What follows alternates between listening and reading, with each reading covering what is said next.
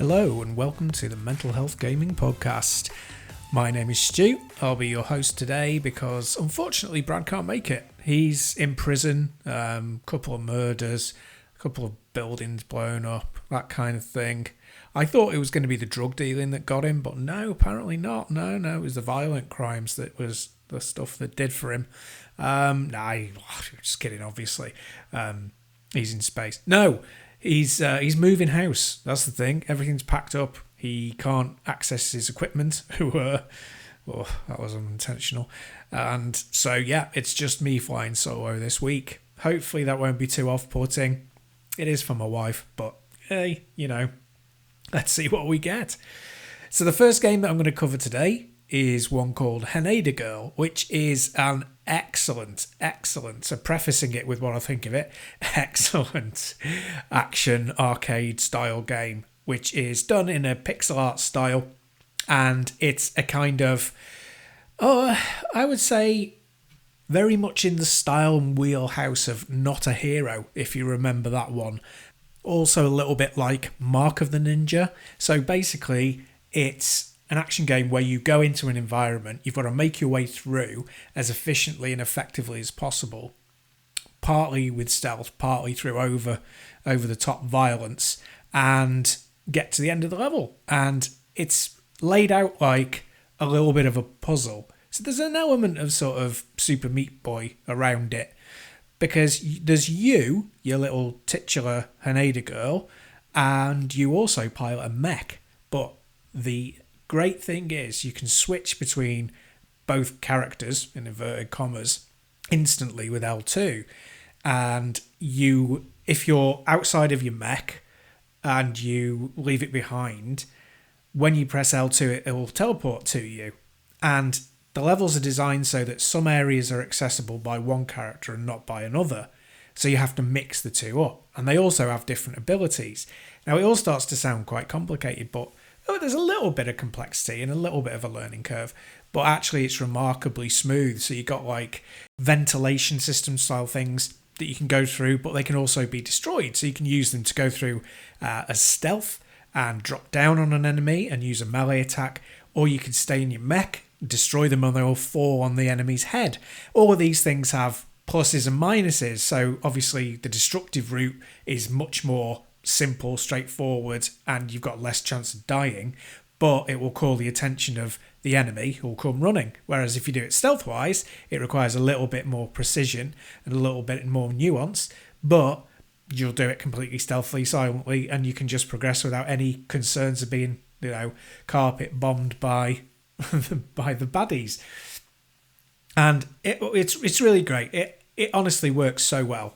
So I've not got that far, even though I've played it for quite a few hours, just because there's a combination of I want to do well. I don't have to do perfectly and get like a gold medal, because you get like a ranking depending on how fast you went, how many enemies you chained together in kills, and things like how many times your mech blew up, things like that.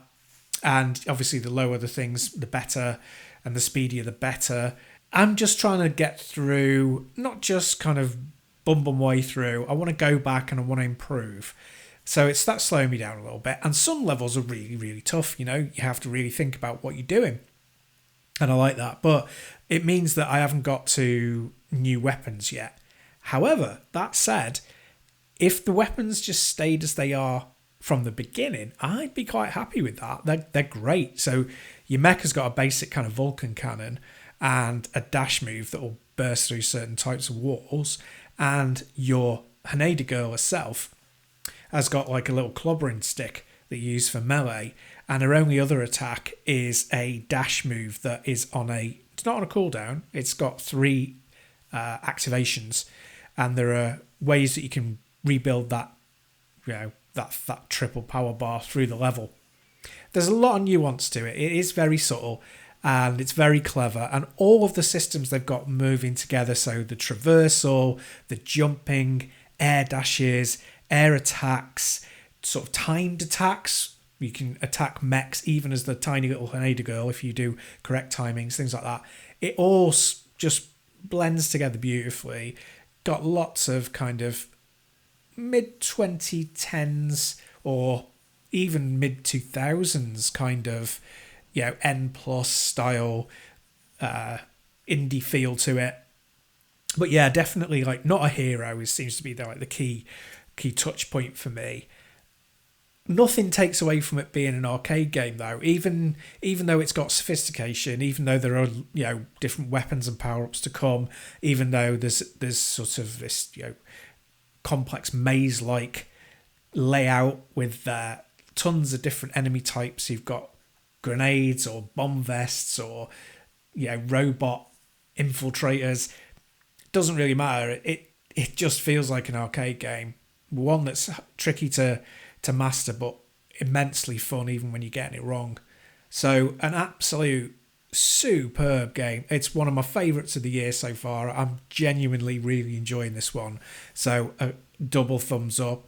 I'm going for the quadruple thumbs up. I'm dragging Brad's prison bound thumbs into this one just to give me 4. Oh god, no, he's not in prison, is he?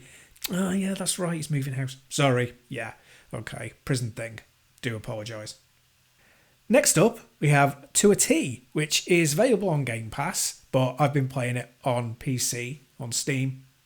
And it's the new game by the creator of Katamari Damacy, which came out decades ago now, but even though it's only had like 2 games and a few sort of pseudo tweaked sequel remix enhancement style things, has got massive gamers cultural impact.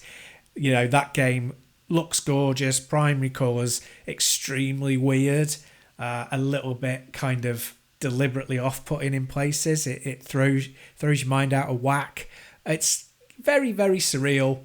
It's like if Spike Milligan made a game. Oh, that's a touch point for the younger generation. Jesus. Yeah, okay. Pick somebody who does surreal stuff these days on YouTube. Go with them. Pretend that I'm actually Gen Z. Okay? Yeah, great. Lovely. So, yeah. And with To a T, it picks up that kind of very similar colourful style and some of the kind of rounded children's illustration style visuals, but adds even more of a childlike element to it. So everything looks, as if it's for a sort of under 5-year-olds kind of book. Think like Eric Carle or any of those kind of illustrators, which is a beautiful thing to go with. It's very, very fun to look at. It's really enjoyable. And you play this kid who is, unfortunately, you can name yourself, who unfortunately is stuck in a T-pose. So basically, like a T-shirt shape with his arms sticking out. And it's like, okay, yeah, interesting premise for a game. We're very much in the sort of Death Stranding, this director knows exactly what they want to do. Nobody else in the world would have done it. No bugger understands what you're doing it for kind of area. But it kind of starts to explain itself when you play it. So you're just an ordinary kid going to school, and what starts from the very beginning when you get out of bed is, how do you navigate the world where you can't move your arms properly? So you have to go through ablutions, wash your face, brush your teeth, go to the toilet, and you've got a little dog who helps you. But apart from that, you've got to use your controls to do these mundane tasks. And the game goes from there, and you get like different, not abilities, but, different things that come into your life, like a tricycle that you can ride around the place. Because obviously you can't use a bike, because how would you hold the handles? And yeah, so you got a trike.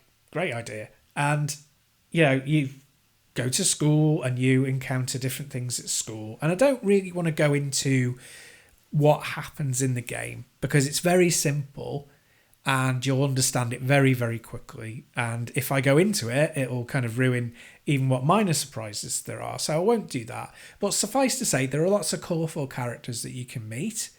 And there are lots of different mini games that you can play that are based around, your abilities and the way that you're not compromising, but the way that you're adapting to the world as somebody who's differently abled. That's a really good idea. It brings in the idea of not prejudging people because of their abilities or their lack of ability in some area, or even a disability. And it also deals with how children cope with that and how you can be ignored or even bullied on occasions. And yet there are people in your life who will treat you wonderfully and will not underestimate you. And it's a lovely story to tell. And as I say, beautifully rendered. It doesn't, just as on a side note with the game engine, it doesn't run very well on the Steam Deck. Like I had to cap, even on the lowest settings, I had to cap it at like 40 FPS, which is a little crazy for a very, very basic looking game. But hey, never mind. Runs okay once you've done that. But it looks nice. It's got you can change some filters to make it look a little bit different, but the general primary colour look, it's got a kind of patina over the top of the visuals, like just a little overlay that makes it look even more book-like and even more as if it was like pencil sketched with crayon, not crayon, but I don't know, coloured pencils. I'm not an art person. Apologies, but so yeah, it looks great and it plays well enough, but there's a little bit of a downside, and the downside is that it's quite simplistic, which is understandable. It's not a very long game, so the simplicity doesn't really hurt it too much. Other than you have to kind of be invested in the story, and with it being such a simple story, really kind of directed for kids and young people or people in a similar situation at that age, it would be appreciated, I think, most by them. Now, you can do things like collect coins and then go and spend them on like your wardrobe, because changing your wardrobe is a big part of it, which is always a fun thing in games. I'm a big fan of that. So you can do that, gain currency, spend the currency, buy food, different things like that, just creating a life for yourself within this game. It's only a 4 or 5 hour long game, but it tries to build its own little world that you can maneuver around in. But with it being so simple, and with the mini games not being, they're okay, but they're not exactly thrilling. It's a difficult one to recommend for older players. It's exceedingly charming. It's full of sort of joy and happiness and small wins over difficult situations and adversity, and that's really nice. But a very simplistic approach and sentiment really throughout. So although there's, elements, quite heavy elements of surrealism, and there's some lovely songs that get played several times over and over in the game, because, that repetition thing is very much like pitched at a younger audience. It doesn't go to the heights of Katamari Damacy where it comes to craziness and wacky out there kindness. But, it definitely has a tinge of surrealism and fourth wall breaking as well at points, but in a simple way that kids will understand. One to recommend for your kids, I would say, rather than necessarily for yourself. If you've got Game Pass, give it a whirl. If you like the sound of it but are unsure, maybe watch some videos. But yeah, have a think about it. It's about, I think it's around sort of £15-16, probably around the $18 mark. So it's not a cheap game for what it is. So yeah, one to have a little bit of consideration about. Check it out, see what you think. The final one I'm going to talk about is just a demo, and it's for a game called Ooh. Yeah. It's actually called Ooh. Now, this is because it's a game where you move around a caterpillar, and the spelling of the game is an uppercase O with an umlaut and then 2 lowercase O's. So it's the shape of a caterpillar, which is very cool. It makes pronunciation a tad difficult and me hunting around for O with an umlaut on the keyboard. But yeah, it's it's good. So this one's a NES-styled game, NES-styled game, Famicom.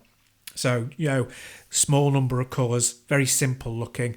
And it's a puzzle platformer where you move your little caterpillar around the level and you have to detonate part of your body, like the part behind your head, the circle that's behind your head, the sphere behind your head, if you want to say that, to reach different parts of the level.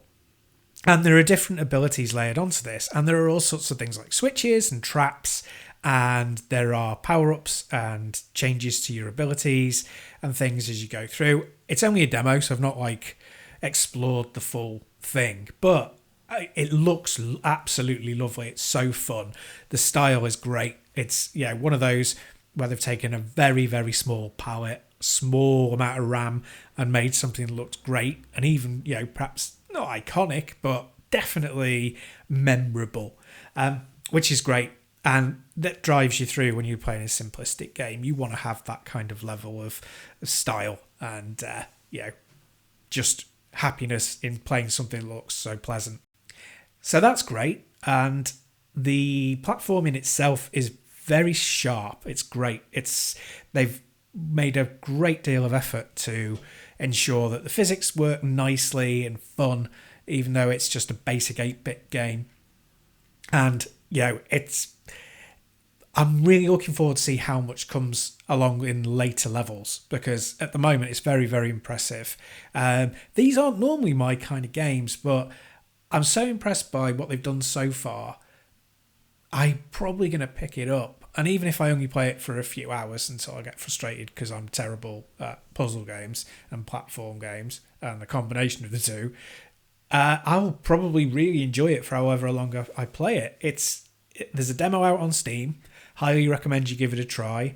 I think it's going to appeal to a big group. I really hope it finds an audience, because it's genuinely really nice game and bodes well for the full release. Okay, that's it for today. Only a short one, with it being myself on my own. I've covered as much as I possibly can without boring the pants off you. So, fair play to Brad. Hopefully, the judge takes pity on him and he gets his sentence commuted, or at least shrunk down or something. But, I mean, his crimes were pretty terrible. Oh, no, that's right. No, he's not in prison. Nah, he's not in prison. Not in prison. Moving house. Right, got it. Okay, apologies. So, as usual, follow us on all the socials. Make sure you're checking out all of our content on the website. Join us on Discord if you wish to chat. And until next week, when hopefully Brad is here as well, stay safe and stay sane.